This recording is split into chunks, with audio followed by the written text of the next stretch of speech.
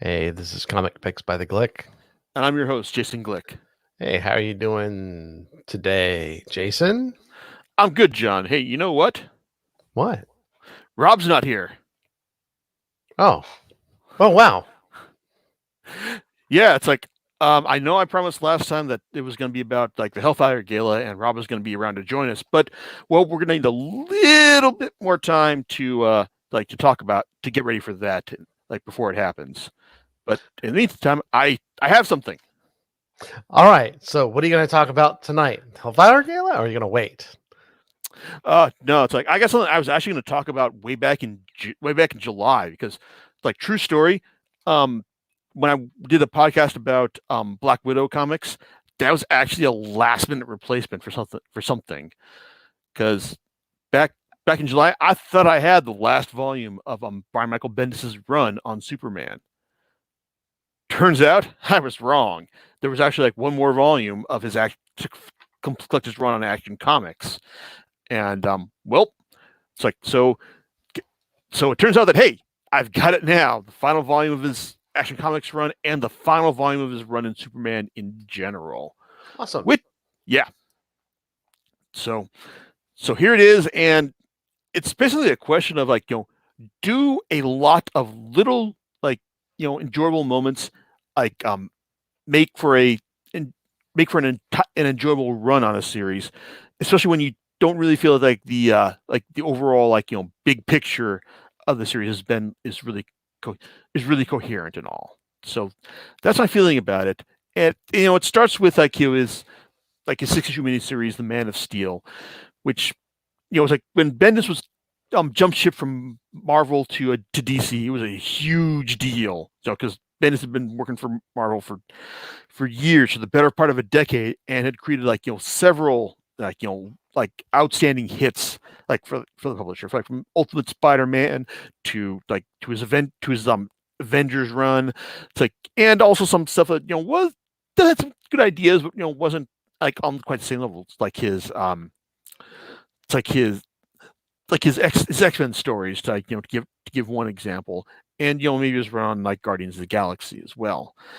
But it's like Bendis had always shown that he was capable of delivering a decent standard of quality, even if like it was start by the end of his tenure at Marvel, it's like it was starting to feel like maybe just maybe like his glory days are behind him.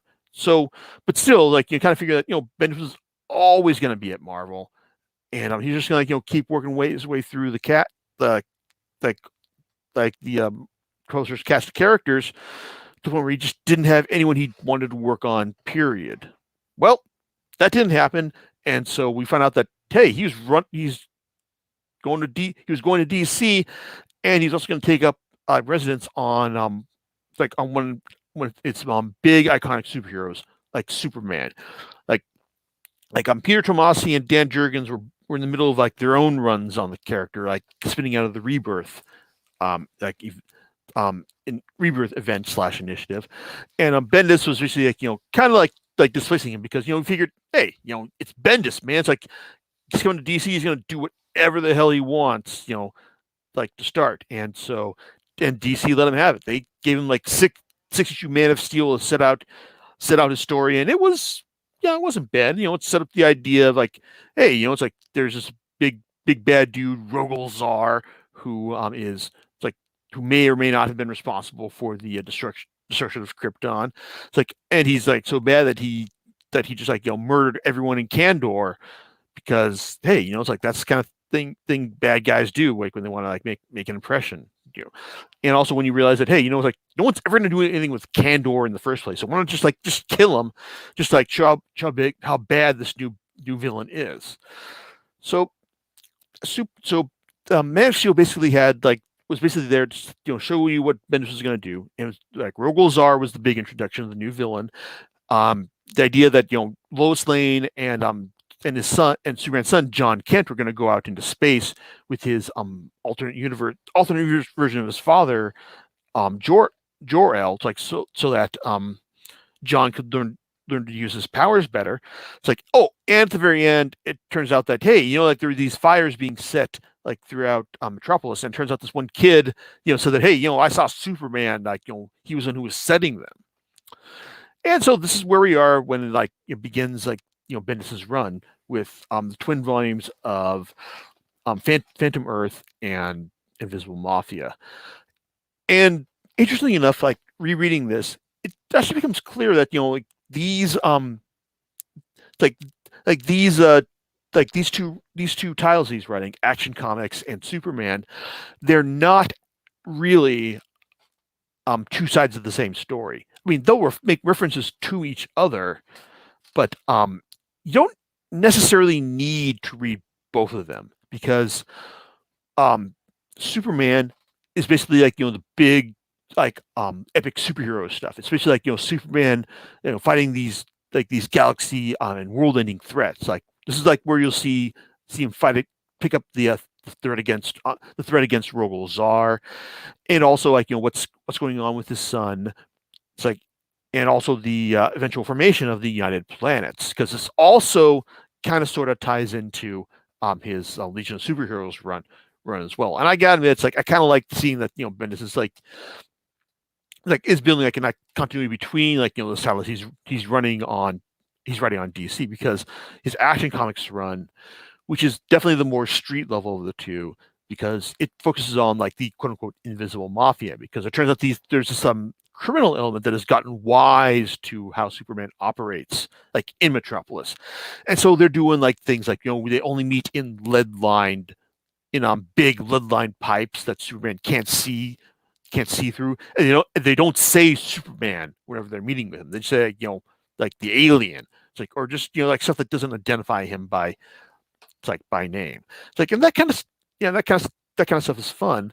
It's like, and there's also like another new villain like in Action Comics, like the Red Cloud, who's a villain who's like as the name implies, like a red cloud. It's like someone who is like intangible. It's like, and is very good with like with it's like with choking the life out of someone, and even physical attacks. So someone who can't be directly punched by Superman into submission. Oh, and it turns out that she's actually like one of the new reporters at at the Daily Planet. So it's like there's also just intrigue that's set up in these first couple of volumes. The thing is though that as Bendis's runs goes on both titles, it's like it shows you that he's got like some big ideas. Like I said about the setup of like the United Planets government, and that's something that it's like it kind of feels like it's something he can like he's trying to like willing to being just by saying it.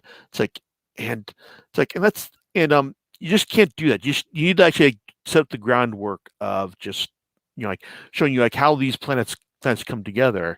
It's like, and it's just, and it doesn't quite have the he doesn't quite pull that off over the first couple of volumes. And then there's the big reveal of like Superman like saying like, oh, I want to I'm going to reveal my identity to everyone, which happens in the third volume of his Superman run, like The Truth Revealed. And it's like there's a lot of good stuff about that. It's like in the sense there's a lot like the details are good, such as when you find out like when Perry Wright meets with like Clark Kent afterwards and tells him like, okay, Clark, I gotta fire you for what you're doing, but I'm gonna hire you back as Superman.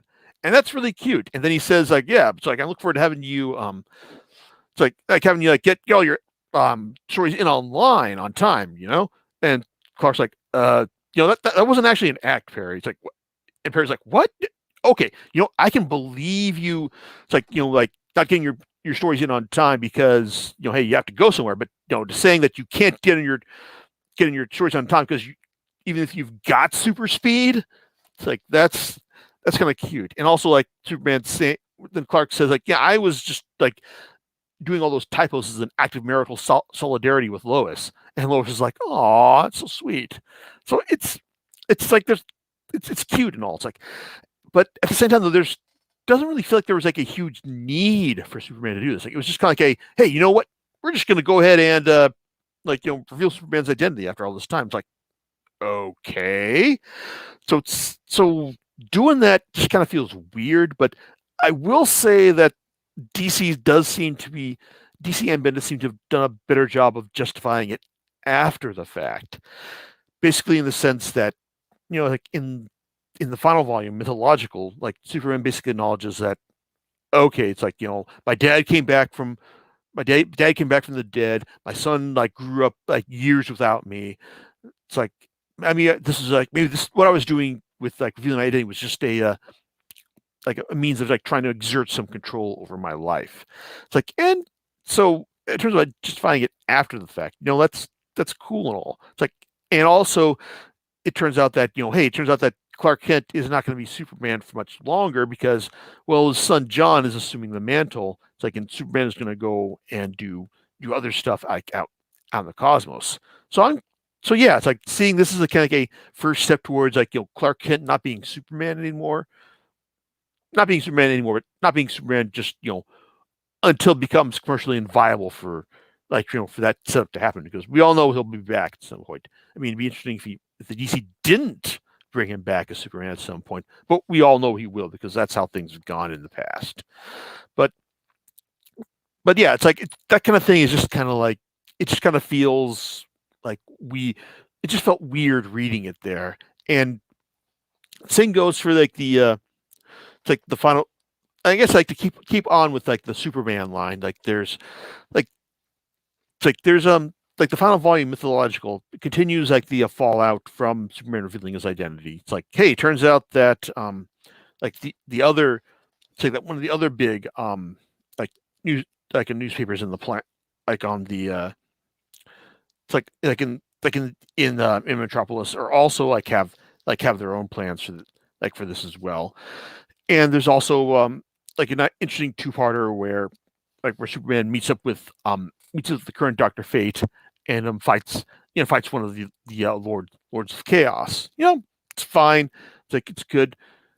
It's like it's a good little two-parter like story for what it is, and especially like one of the ones where Superman realizes like what's like the level of chaos that's going on in his life, for lack of a better term. But and then there's the final story, which is about which has an interesting idea. It's like it's the title story, Mythological.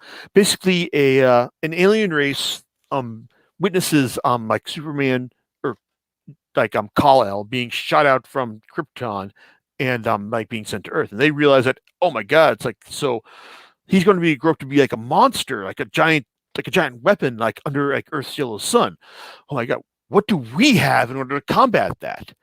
And that's an interesting setup. Just the idea, like like what, how is like like Superman going to be revealed, like can be viewed by this alien race. It's like in terms of like just like his power and what what he can do, and what happens to like the person who is like chosen to be like this race, the Sinmar.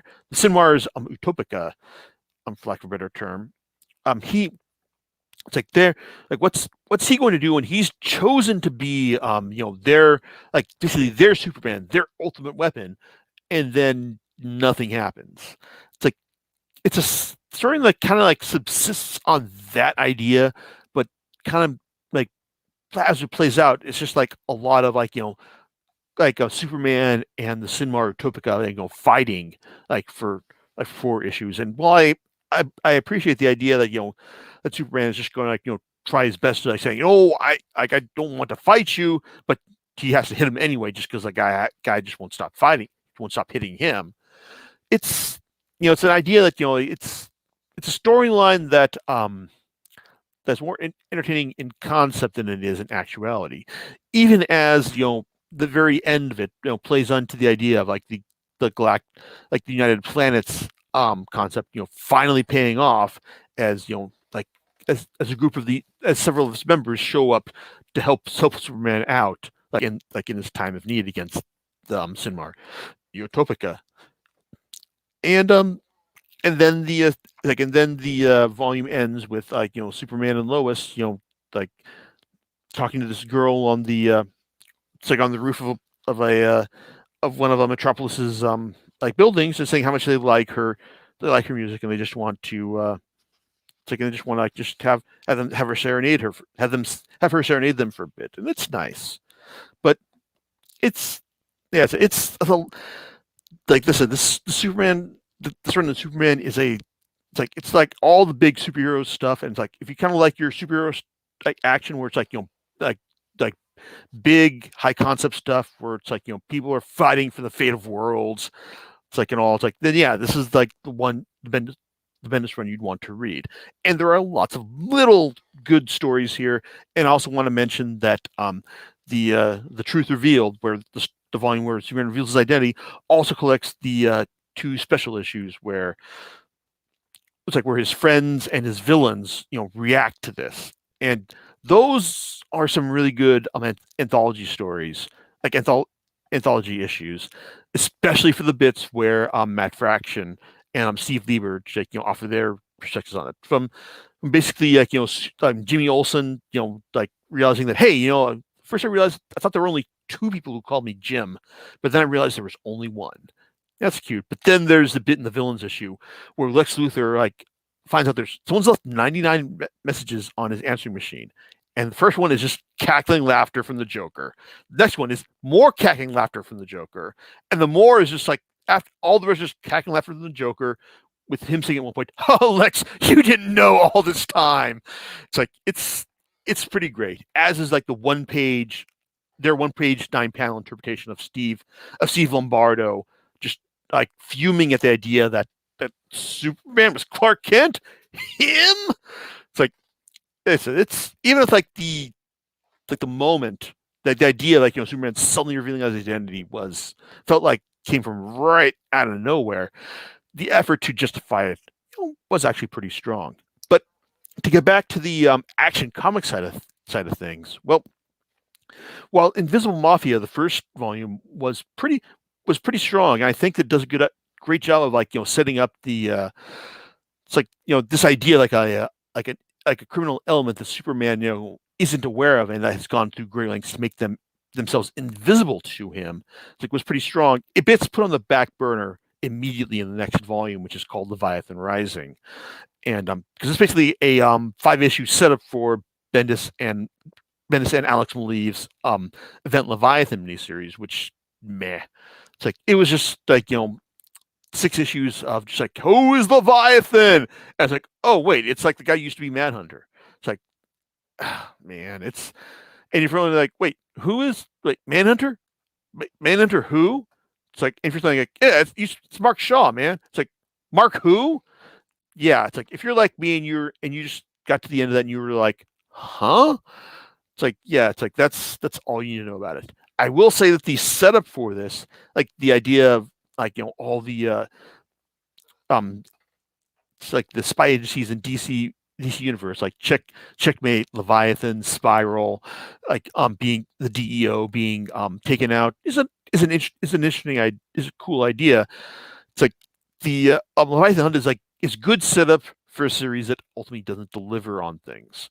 The follow-up volume, Leviathan Hunt, sounds like it's going to be more of the same, but it actually gets back to the business of the Invisible Mafia. It's like even though like Leviathan does make his presence felt in a couple of issues, this is mainly like more of like Bendis getting back to dealing with the problem of the mafia, and also like introducing his new character like Naomi, who's soon to be getting her own TV series. Like I can't remember if it's coming straight to HBO Max versus coming to the CW and then HBO Max, but yeah, she's getting her own series.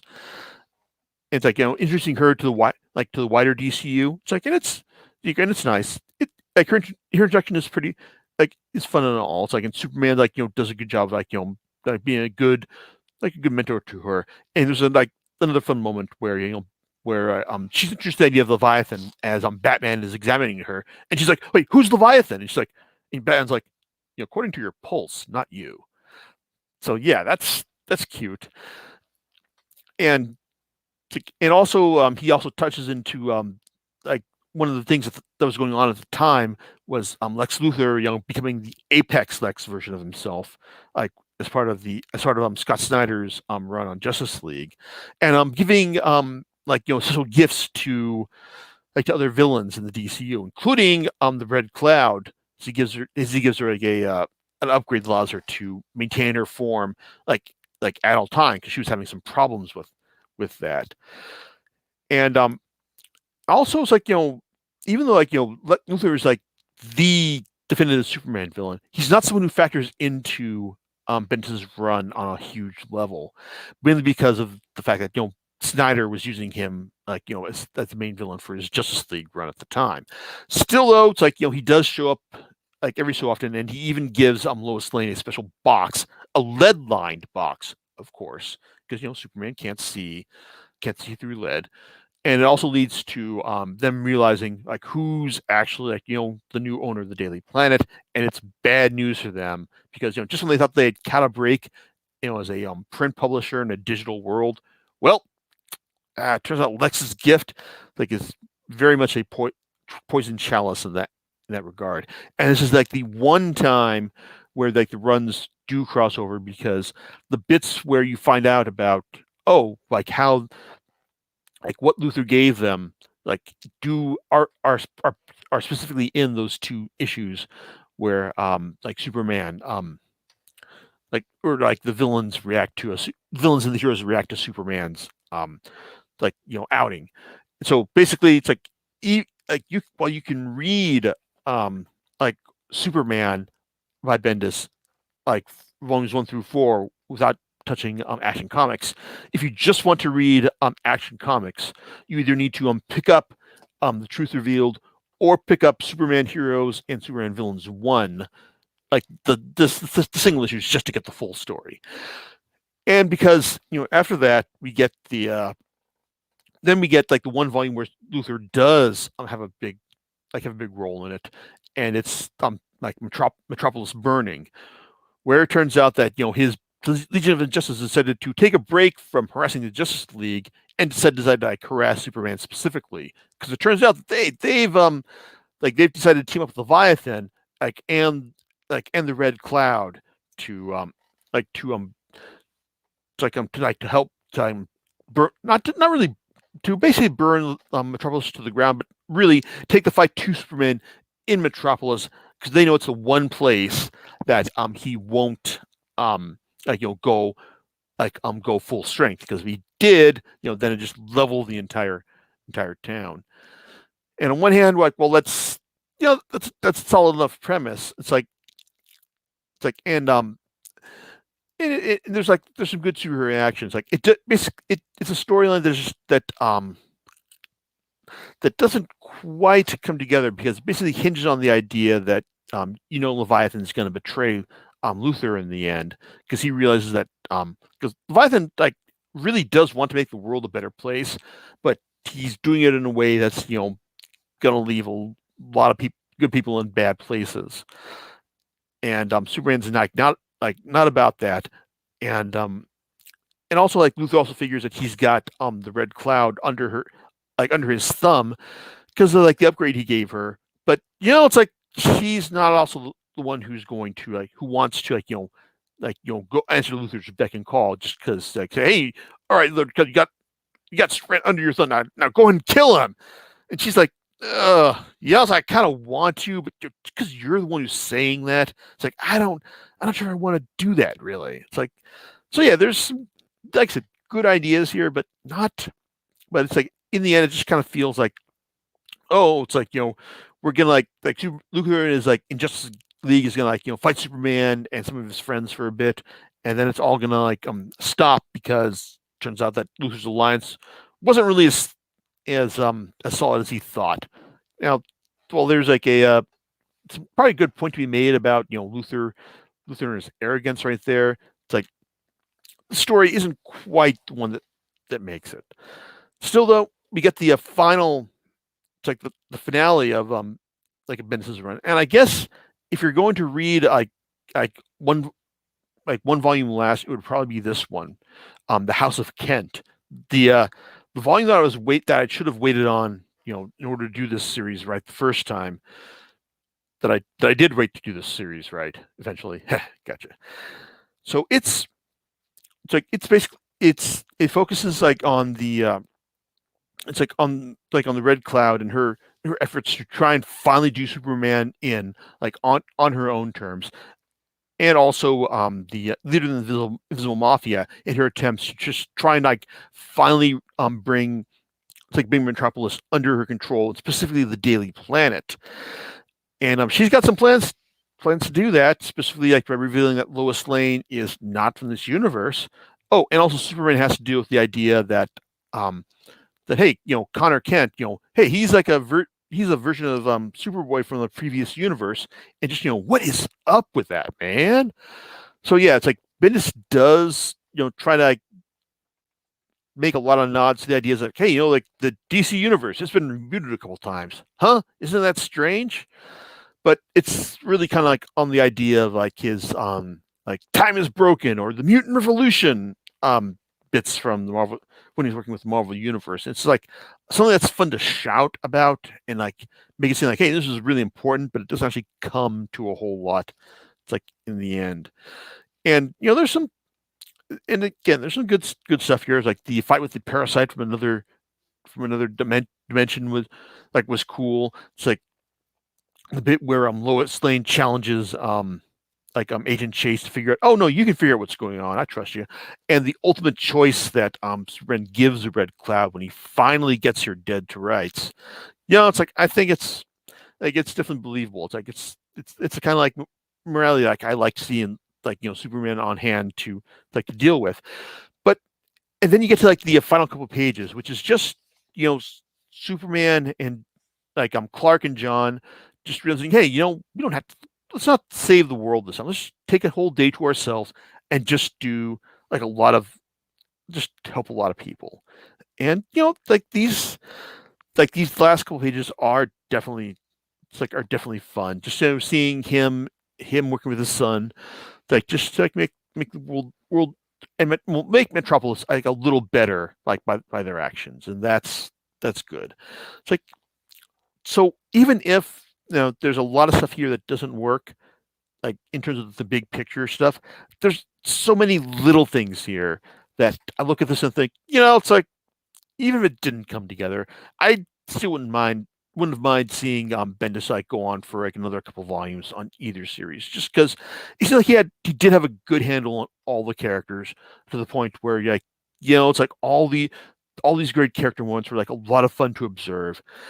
It's like and it was it's like and overall it's like I did enjoy rereading these. It's like in the end, especially since there's a lot of good art like through each of these series. Like the majority of his Superman run is illustrated by Ivan Rice, and the guy is just like just it's fantastic with like all the detail he provides. It's like and he's good with like the big like epic superhero moments as well. It's like and also his buddy Kevin McGuire, who's also like a veteran DC guy. He's the guy who helped illustrate the classic Justice League run from the 80s with Giffen and DeMatteis. He does a lot of great work for the couple issues that he's called in to illustrate here. It's like and Invisible Mafia. I'm sorry. Action Comics has had some. It has like a lot of different artists from Patrick Gleason to Ryan Sook to like Yannick Paquette, Steve Epting and Simon Kudronsky each did a volume apiece, and then John Romita Jr. basically illustrated the last two volumes, and his work is like as energetic. It's like and spot on as you'd expect from the man. It's like I really liked it, and I think that the art for all this stuff is really strong. It's like, is it enough to like basically say like something I want to recommend to everyone? No, but I think that in the end, like if you like Bendis, it's like, and if you like Superman, it's like then yeah, I'd say you probably want to give it a shot at some point. Maybe wait until DC starts releasing like big volumes of his stuff. Like I can't remember if they have. They probably already have. But yeah, once they really start releasing like his like versions of it, like collections of his stuff, like in omnibus format, then yeah, I'd say check it out. So not the greatest Superman run of all time. No, not by any means. But overall, it's like a lot of fun. And like I said, it's it's got a lot of little things that I liked a lot about it at the end. So there you go. Well, that sounds cool. Oh, all right. Well, that sounds like a little bit of a recommend on your I do. behalf. It's like, yeah, I liked it. It's like like I said, I enjoyed rereading this stuff. Cool. You know what you're going to be talking about next time. Well, it's like if everything goes well, then yeah, Rob will be back with us to talk about X-Men: The Hellfire Gala and how the X-Men are going interplanetary. It's like in the next stage of their run. Interplanetary. Well, that sounds awesome. So we'll check it out next time on Comic Picks by the Glick. All right, laters.